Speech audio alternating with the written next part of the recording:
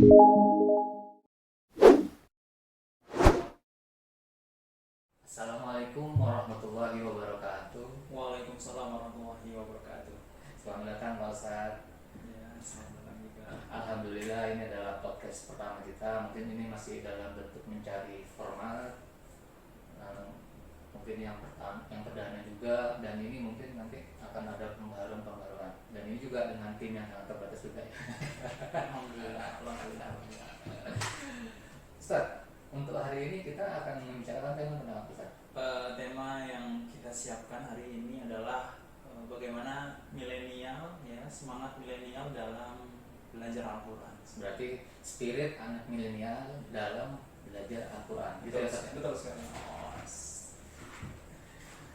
Ini kita di Yayasan Cahaya Alam sendiri pun ada juga ya, Ustadz, tahfidnya ya, Ustadz? Ya, alhamdulillah kita sudah berjalan ya kurang lebih selama 3 tahun, mulai dari 2019 sampai 2021 ini, insya Allah.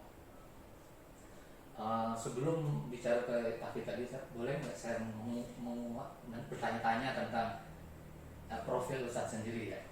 Maaf, namanya dengan Ustadz Al gitu ya? Ya, saya dengan Ustadz Qof Al-Hashir. Ya. Oh, Qof Al-Hashir. Dan kerap di sini dipanggil dengan Ustadz Al. Oh, lebih keren sedikit kan. Ustadz, mungkin bisa dibuka nggak Pak Ustadz? Kita nanti kan kita di podcast nanti kita. Baik. Terus Ustadz di pendidikan di mana? Alhamdulillah saya di Jawa Timur di pesantren Ibnu Katsir khusus untuk menghafal Al-Quran. Saya mulai di pesantren tersebut mulai tahun 2012, kemudian lulus di tahun 2016, dan alhamdulillah menyelesaikan hafalan di pesantren tersebut. Dan alhamdulillah juga saya juga menyelesaikan pendidikan secara formal S1 di Universitas Islam Jember. Salam saya buat teman-teman saya di Jember. Wah, Jember, selamat ya. Salam juga ya anak-anak Jember ya. Oke. Alumninya ya. Berarti banyak ya sudah. Alhamdulillah banyak. Ya, setiap tahunnya mereka melahirkan sekitar ratusan hafiz. Oh, gitu. Alhamdulillah masih ada ya. Di bumi Indonesia masih banyak. Alhamdulillah. Ustadz, kembali lagi ke topik tadi, Ustadz. Sebelum topiknya spirit anak milenial dalam belajar Al-Quran. Nah, mungkin Ustadz tadi kan cerita lagi yang masalah yang tahfidz di YCA ini kan. Iya. Ustadz boleh nggak selama 3 tahun perkembangannya tahfidz di mana, atau mungkin cerita dulu bagaimana merintisnya gitu, Ustadz? Ya, baik. Jadi dalam tahfidz di Yayasan Cahaya Alam ini, khususnya tahfidz center Cahaya Alam yang saya bawahi, tentunya semua hal ya. Kiranya kalau orang merintis dari awal atau istilahnya babat alas, itu pasti dengan usaha yang keras juga. Ya. Contohnya apa? Kalau dalam menghafal juga kita nggak serta-merta langsung ke titik hafalnya langsung. Kenapa? Ada namanya kelas iqdad, kelas persiapan, ada namanya kelas pemantapan, kemudian kelas tahsinnya bagaimana. Jadi kelas-kelas inilah yang harus kita lihat dulu ya. Sebelum dia menghafal kita harus tahu tuh kalau bahasa olahraganya, skillnya dia kita harus tahu. Seleksi dulu ya, iya, kemampuan dia sekarang ada di tahap berapa. Betul, jadi ada level-levelnya. Jadi ada level pemantapan, ada level tahsin. Begitu dia sudah siap, sebenarnya itulah waktu yang tepat untuk bisa menghafal. Dan dalam 2 tahun saya juga berusaha bagaimana bacaan mereka lebih dulu lebih mantap seperti itu. Berarti memang yang anak-anak yang masuk backgroundnya belum sekali ya, bisa dikatakan dari nol. Tapi mereka punya spirit yang kuat ya. Spirit yang kuat. Itu yang cukup ya. Itu lebih dari cukup ya. Betul sekali. Karena mengapa, kemauan itulah yang pertama. Dan rata-rata di tahfidz Yayasan Cahaya Alam ini, alhamdulillah ada yang dari Bandung, ada yang dari Purwakarta sebelumnya juga, itu punya spirit yang bagus ya. Tapi mereka skillnya masih kurang. Nah, di situ saya akan berusaha untuk melengkapi skill itu, skill menghafal. Sekarang kan fenomena zaman sekarang itu kan adalah fenomena digital ya, Ustaz. Bagaimana tanggapan Ustaz tentang fenomena digital ini untuk anak-anak gitu terutama?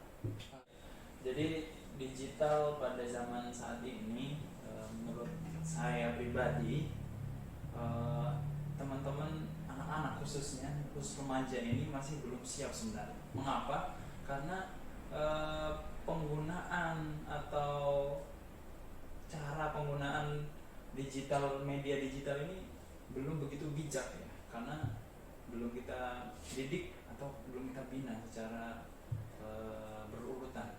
Berarti kayak ini lah, kalau boleh dibilang kayak pisau ya. Kalau pisau itu baik kalau untuk masak. Benar Tapi sekali. kalau untuk hal yang nggak baik kan banyak sekali dibunuh dan segala macam kan. Benar sekali, dua mata pisau itu. Jadi, nah dari fenomena digital sekarang nih, anak-anak yang mungkin bisa dibilang banyak perubahannya gitu ya. Betul. Nah mungkin adanya podcast ini salah satunya untuk bisa memfasilitasi agar menjadi lebih terarah dan di arah yang lebih bagus dan bermanfaat. Betul. Itu bagaimana Zat? Bagaimana spirit kita untuk anak-anak milenial ini biar mau belajar Al-Quran ya, di era yang sekarang ini? Dengan adanya digital sekarang, harusnya ya kita semakin mudah dalam belajar Al-Quran. Karena kita tahu sendiri ya, smartphone yang kita miliki itu pun bisa memiliki kapasitas yang sangat besar. Contohnya saja kitab Al-Quran yang 30 juz sudah ada dalam Al-Quran kita. Justru harusnya itu lebih memudahkan kita bagaimana untuk belajar Al-Quran. Kayak gitu Ustaz, benar-benar dari iklan kan Ustaz. Oh iya, Benar-benar iklan. Nah, itu sebenarnya Ustaz, kalau dari segi iklan itu ada baiknya juga. Kalau iklannya yang iklan bagus gitu kan. Tapi kalau yang iklannya yang negatif ya jelek juga gitu ya Ustaz. Betul. Jadi kita harus bisa memilah itu sebenarnya dalam memakai media-media yang sudah ada saat ini. Konsep Ustaz sendiri gimana nih Ustaz untuk yang spirit, bagaimana agar anak milenial ini bisa belajar Al-Quran di era digital ini? Sebenarnya kita harus memahami ya apa sikap kita terhadap Al-Quran terlebih dahulu. Gitu. Jadi tahapan-tahapan kita terhadap Al-Quran yang ada pada kita apa terlebih dahulu. Ya. Kita menyebutnya yang pertama, Al-Quran itu kan dibaca. Ya. Yang pertama dibaca. Jadi apa? Kita harus belajar membaca.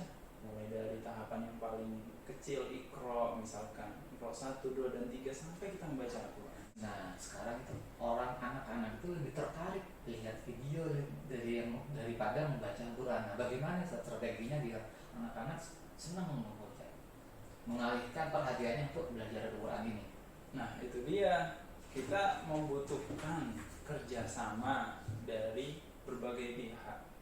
Contohnya dari pihak yayasan, kemudian bersinergi dengan pihak wali, ya, wali santri dan lain sebagainya. Itu tidak bisa tercapai jika hanya dalam satu titik saja. Mungkin kalau pas di asrama mungkin bisa di handle ya. Tapi ketika balik ke rumah kebiasaannya balik lagi. Seperti itu. Jadi kita harus bersinergi lah. Apa yang ada di yayasan yang sudah kita handle itu sebaiknya dilestarikan di rumah mereka masing-masing, seperti itu. Itu ngaruh nggak Ustaz? Misalnya nih di yayasan tiap hari ngafalin sehari tahu-tahu di rumah, misal libur nih kayak sekarang nih liburan sekolah ya seminggu misalnya, itu pengaruh nggak? Nah itu dia. Nah itu yang saya katakan tadi, harus ada sinergi. Kenapa hafalan itu kalau tidak diulang-ulang dia akan hilang ya. Ibarat kata kalau hafalan tidak berbunyi, maka dia tidak akan berbunyi juga hafalannya nanti. Artinya apa? Diulang-ulang terus. Langkah-langkah apa Ustaz yang bisa Ustaz biar bisa membuat anak-anak spirit milenial ini menjadi istiqomah dan semangat terus untuk belajar? Tadi saya sudah sampaikan, yang pertama dibaca ya. Baca. Ketika sudah bisa dibaca, kita sudah mampu membaca, ada langkah berikutnya itu. Kita berlatih untuk menghafalnya. Nah, ketika sudah berlatih menghafalnya, kita berusaha untuk memahami isinya. Isinya itulah yang membuat kita semangat. Apa? Mengapa semangat? Karena di dalam Al-Quran banyak sekali kisah-kisah yang membuat kita semangat. Jadi kalau Al-Quran hanya maaf kata, Al-Quran hanya dibaca dan dihafalkan Arabnya saja, tidak melihat isinya, bahwa isinya luar biasa. Ada kisah Nabi Yusuf, ya, Nabi Yusuf yang mengisahkan tentang semangatnya dari keterpurukan, ya. Bagaimana Nabi Yusuf dianiaya tetapi beliau sabar dan pemaaf. Itu yang bagi saya itu menjadi spirit gitu ya. ketika Al-Quran itu dibaca artinya, dipahami artinya, seperti itu. Satu lagi guys, katanya di dalam Al-Quran bener nggak kalau Al-Quran itu sangat mudah untuk dipelajari, dihafali dan segala macam ya? Betul sekali. Walaqad yassarna al-Qur'ana lidzikri fahal min mudzakir. Ya. Tapi itu ada komanya. Mohon maaf. Barang siapa yang ingin dimudahkan untuk Al-Qur'an, membaca Al-Qur'an atau menghafalnya bahkan memahaminya, ada komanya. Fahal min mudzakir. Bagi orang yang ingin berpikir. Bagi orang yang ingin memahaminya. Bagi orang yang nggak mau, nggak mudah bagi dia. Kenapa nggak mau? Entahlah, mungkin dari sebulan dia tidak bisa menyempatkan satu hari pun untuk menghafal. Entah Senin sampai Jumat dia sekolah, misalkan anak kita, kemudian Sabtu Minggu dia liburan kemana, dalam seminggu tidak bisa menyempatkan untuk membaca Al-Quran. Dia termasuk yang tidak berpikir dan tidak ingin seperti itu. Mungkin kita perlu nyampein atau mengeluarkan keutamaan-keutamaannya kali ya. Nah, betul sekali. Mungkin apa aja Ustaz utamanya Ustaz? Salah satunya orang yang menghafal Al-Quran, ya, di dalam sebuah hadis Nabi Muhammad SAW, fa'innahu ya'ti yaumal qiyamah syafi'an li ashabi. Jadi barang siapa yang membaca Al-Quran kemudian menghafal Al-Quran, ya'ti yaumal qiyamah, dia akan datang di hari kiamat dan memberikan kita syafaat. Tentu itu akan menolong kita dari bencana di akhirat kelak, seperti itu. Keutamaan banyak, itu masih satu. Kemudian yang kedua, keutamaan yang bisa kita sampaikan pada hari ini, dan mungkin pemirsa semua sudah mengetahui, orang yang menghafal Al-Quran, seorang anak akan memberikan mahkota kemuliaan kepada kedua orang tuanya, seperti itu. Dengan tahu keutamaan itu kita akan semangat untuk ngafalin. Betul sekali. Jadi harus diilmui dulu kenapa kita harus melakukan itu, supaya ada ruh, supaya ada semangat. Orang kalau mohon maaf, dia kalau nggak lapar, dia nggak akan makan. Karena belum tahu ya. Belum tahu. Kalau saya sudah tahu, oh saya harus makan karena lapar, tubuh saya butuh makanan, dia akan makan. Begitu pula ketika orang menghafal, apa ya? Kenapa? Dia harus belajar. Terus apa lagi Ustaz? Tadi sudah membaca, terus keutamaannya apa lagi Ustaz? Nah, ini tingkatan yang terakhir. Yang pertama membaca, kami ulang lagi. Yang kedua apa tadi? Keutamaannya, tahu keutamaannya. Yang harus dibaca, kemudian Al-Quran itu harus dihafal juga, kemudian ketiga dipahami, kemudian tingkatan yang terakhir inilah yang mungkin kita butuh perjuangan, ya, yaitu tingkatan mengamalkan. Bagaimana mengamalkan itu? Misalkan seseorang sudah bisa membaca Al-Quran, kemudian dia mampu diberikan rezeki untuk menghafal Al-Quran, kemudian dia mampu lagi diberikan rezeki untuk paham, kemudian yang terakhir ini yang tingkatan yang bagi saya dan mungkin bagi pemirsa semua yang ada di sini, tingkatan mengamalkan itu tingkatan yang nggak putus-putus sampai kita mati. Jadi para sahabat dulu itu mengamalkan dahulu sebelum menghafal. Jadi berarti nanti istilahnya gini kan. Jadi kita wisuda itu bukan akhir dari untuk menghafal ya. Betul sekali. Itu justru awal dari sebuah perjalanan Al-Quran untuk menjaga selama hidup kita. Madal haya sampai mati. Madal haya. Seperti itu. Ada lagi nggak Ustaz? Jadi tingkatan mengamalkan inilah yang harus kita jaga sebenarnya. Orang tidak bisa melafalkan Arabnya itu nggak masalah sebenarnya, karena hukum daripada menghafal Al-Quran kecuali Al-Fatihah itu fardu kifayah. Karena mengapa saya sampaikan, kalau setiap orang itu nggak hafal surat Al-Fatihah, maka dia nggak sholat. Oh gitu. Betul. Karena selain Al-Fatihah berarti fardu kifayah, sunnah. Tapi memahami dan mengamalkan inilah yang wajib bagi kita semua. Jadi misalkan saya tidak hafal Al-Quran, nggak masalah, tapi saya bisa Al-Fatihah. Saya kenapa Al-Fatihah? Al-Fatihah menjadi wajib bagi sholat, makanya saya wajib bisa surat Al-Fatihah. Tetapi saya yang wajib adalah memahami dan mengamalkan sholat itu. Seperti itu, Mas. Siap. Berarti adalah tadi banyak sekali adalah cara-cara spirit bagaimana agar anak-anak semangat terus untuk belajar Al-Quran dengan memahami memahami keutamaannya, dengan memahami apa yang ada di balik ada di dalam kandungannya ya. Betul sekali, seperti itu. Ya, kita menyaksikan lah banyak fenomena-fenomena yang meracuni generasi hari ini, mulai dari fashion dan lain sebagainya. Apalagi berita-berita terakhir saat menyebutkan tentang dunia tahfidz nih. Betul sekali. Betul sekali itu, Masya Allah, itulah. Makanya kita harus memahami keutamaannya dulu. Saya kalau yang ingat yang tragedi di Bandung tuh, saya ingat satu kata Ustaz dulu, katanya segala sesuatu di muka bumi ini bisa diganggu oleh setan, kecuali satu orang yang mukhlis, yang ikhlas ya. Betul sekali. Berarti orang-orang berilmu itu gampang sekali, padahal mereka hafal Quran ya. Digelincirkan gampang sekali ya. Betul. Terus orang yang kaya apalagi gitu, atau orang apa aja ya yang mengaku dia berlebih gitu kan dari yang pada yang lain, itu gampang sekali ya digelincirkan oleh setan. Berarti memang harus mukhlis juga ya, salah satunya ikhlas ya. Itu tadi harus memahami keutamaannya. Ya. Jadi kalau kita memahami sebuah hadis, ada penghafal Al-Quran itu yang dimasukkan ke dalam neraka. Ada. Kenapa? Ketika Allah membangkitkan seorang manusia yang menghafiz Al-Quran, lantas Allah bertanya, apa yang kau lakukan di dunia?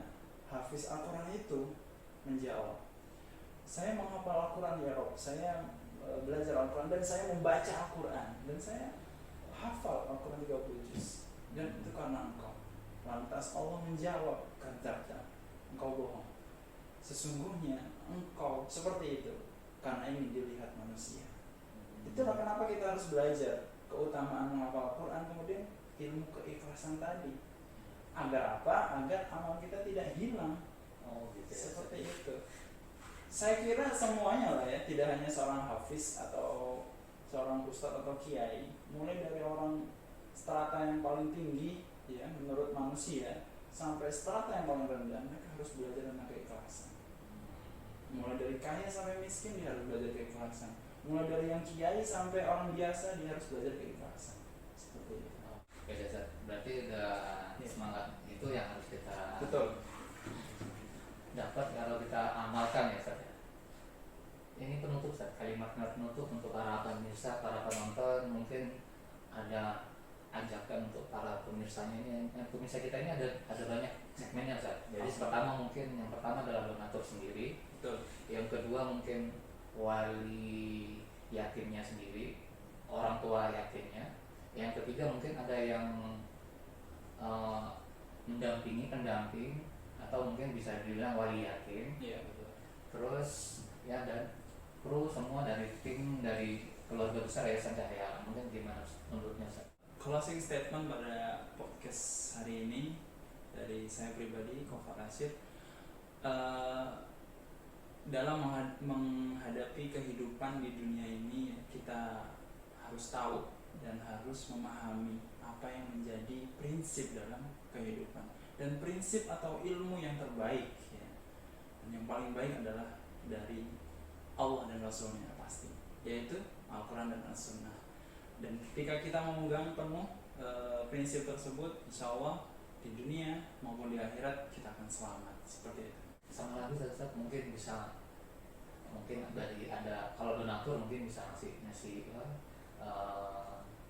yang mau bergabung menjadi donatur. Mungkin ini ada pemirsa yang di luar dari donatur mungkin belum gabung Bagi para pemirsa ya, yang menonton video ini, silahkan bisa bergabung bersama kami dalam usaha untuk amal jariah kita ya. Kenapa kita juga ada wakaf Al-Quran, kemudian ada menjadi orang tua asuh tahfiz ya, menjadi orang tua asuh anak hafal Al-Quran ya, bisa bergabung bersama Yayasan Cahaya Alam. Dan kita di sini mendidik mereka ya, kita memberikan pendidikan kepada mereka sehingga menjadi amal kepada kita kelak di akhirat. Seperti itu. Untuk sosial medianya namanya itu adalah Media Cahaya Alam. Jadi ada IG, ada YouTube, ada Facebook juga, ada WA ya, dan segala macam. Itu namanya Media Cahaya Alam. Mungkin para penonton kalau emang butuh informasi segala macam bisa dilihat di sosial medianya. Mungkin cukup itu aja Ustaz. Baik, terima kasih. Ustaz. Mudah-mudahan Mas kita Fauzan. dimasuk termasuk dari golongan-golongan yang Amin. ikhlas dan Amin. terus Ya Rabbal istiqomah dalam kebaikan. Amin. Amin ya rabbal alamin. Sekian, assalamualaikum warahmatullahi wabarakatuh. Waalaikumsalam.